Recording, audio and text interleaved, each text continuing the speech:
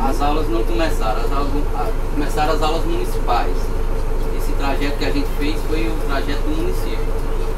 No dia 10 começa o trajeto do Estado, que é o caso do Olímpio, do reitor, e aí a gente também deixa nas portas dos colégios, reitor, do Olímpio, depois volta por aqui, e a gente pega os alunos na porta e deixa na porta do colégio. E são quantos quilômetros que percorre? São 34. Ah, 34. 34 para ir só. Agora o todo que vai e volta dá 80. 68. Dá 68. Ok. E a velocidade permitida? A velocidade, o ônibus só corre 70 km, mas a gente procura vir sempre abaixo, 60, abaixo, né? 50. E assim, tem caso de animais na estrada? É um pouco complicado, porque tem, mas a gente tem que fazer um trabalho de observação para que não haja nenhum desconforto para os estudantes.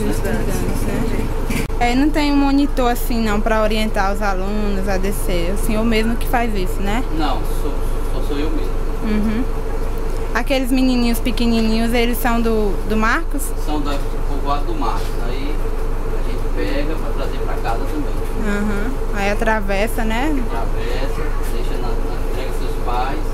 Tem uma menina também especial que a gente traz, mas é normalmente dia de amanhã.